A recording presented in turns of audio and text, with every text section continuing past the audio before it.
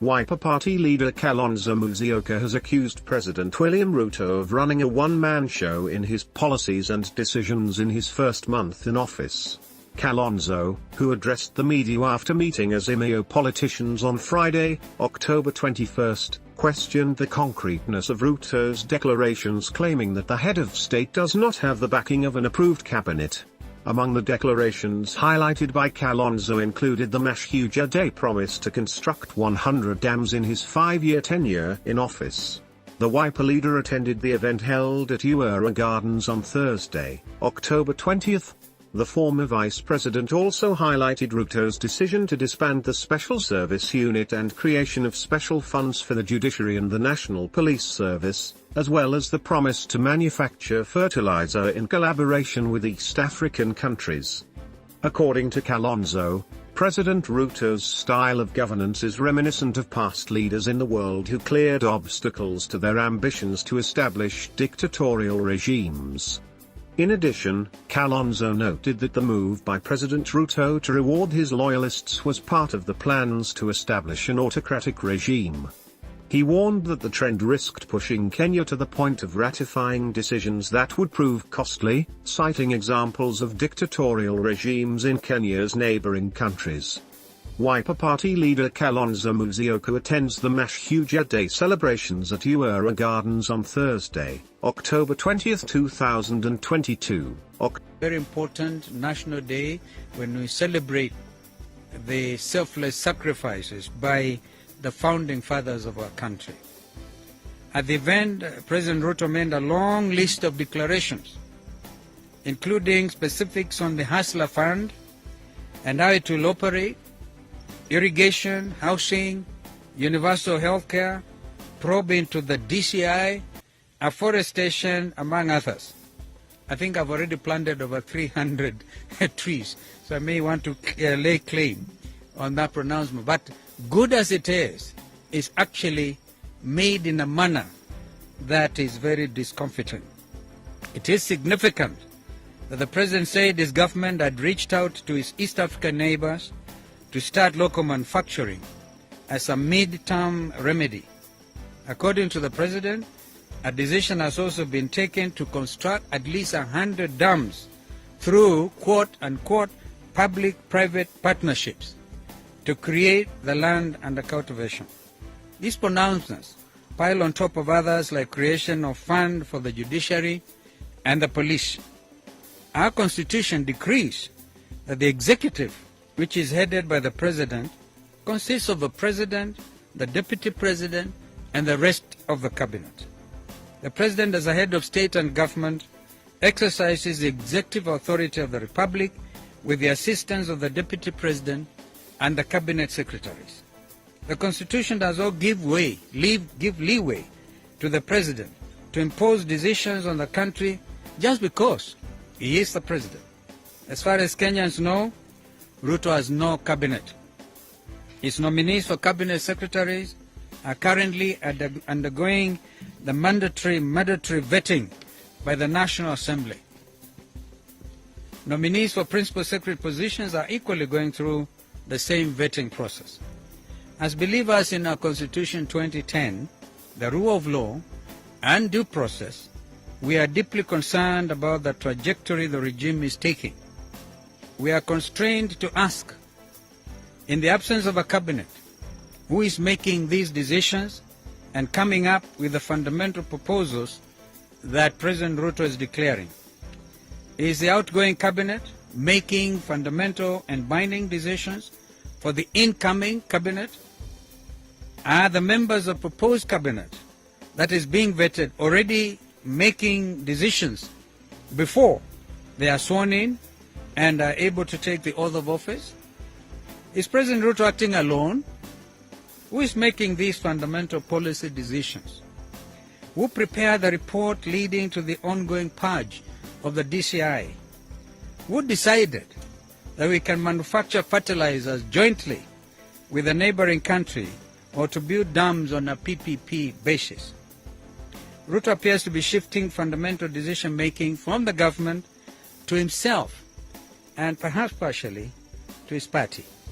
We fear that these events are early insight into the intentions of Kenya Kwanza leadership and administration and the future direction of the regime.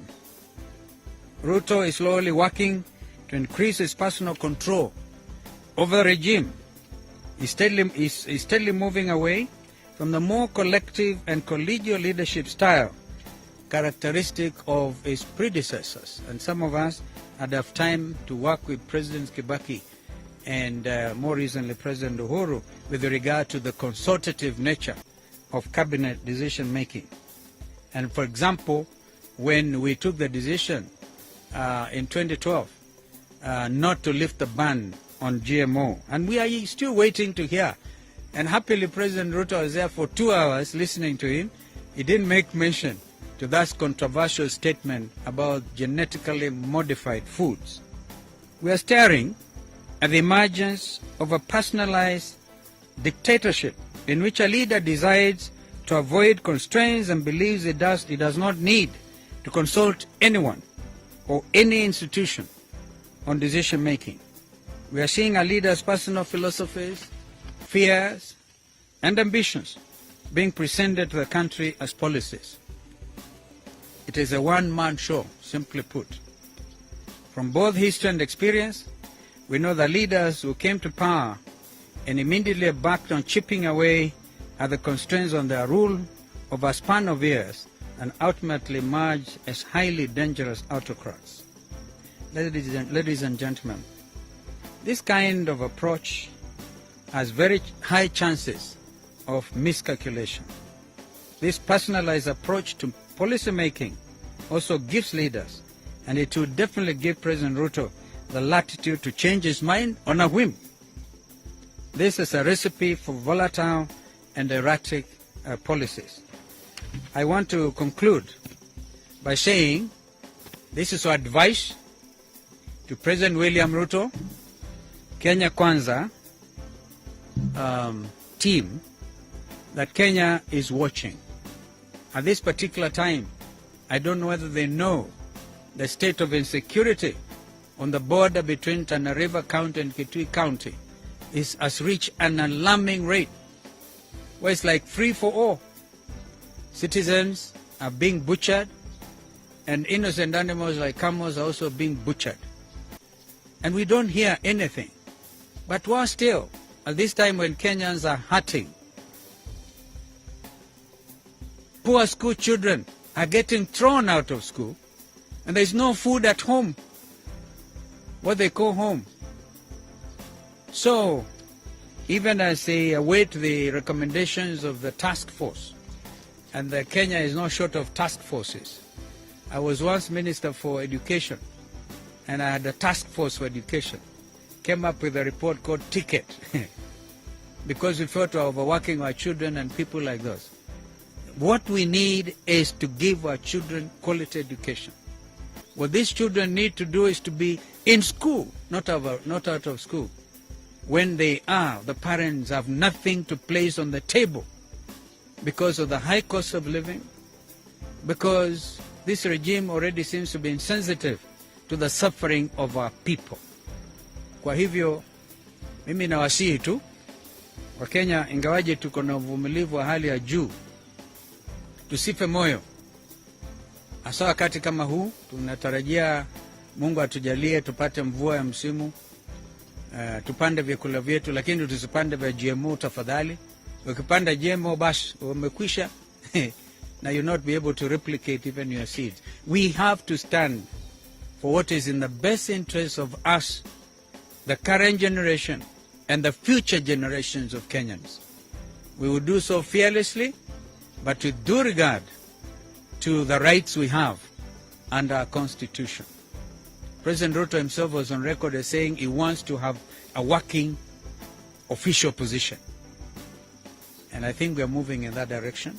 So it should not be seen that we want to topple anything, we want to be rough about anything, but these are issues of the day that are important.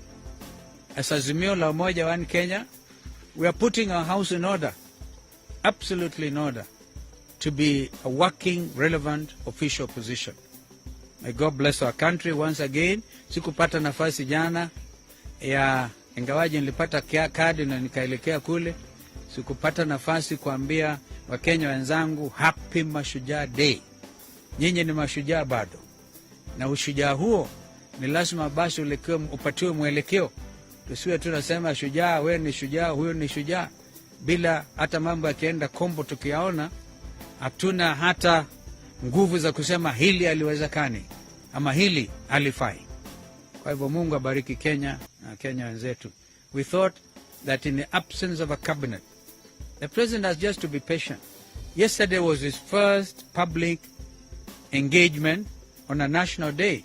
He didn't have to take that route where he opens himself to the kind of criticism that all of us are able to articulate today. Asanteni.